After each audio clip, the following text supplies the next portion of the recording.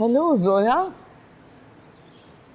बेटी तुमने दफ्तर में बात की?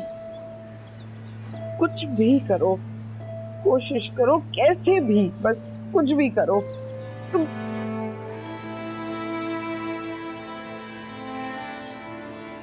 अरे अल्लाह मालिक है, गुजारा कर लेंगे किसी न किसी तरह। तुम फिलहाल तो इनकी तकलीफ कम हो, इनको कुछ सुकून मिले, बात कर लो जरा।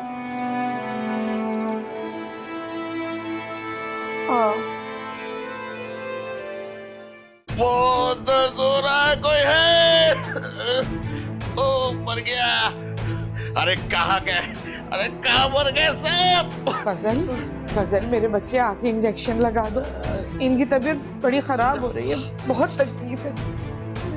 हाँ जल्दी आ जाओ बेटा।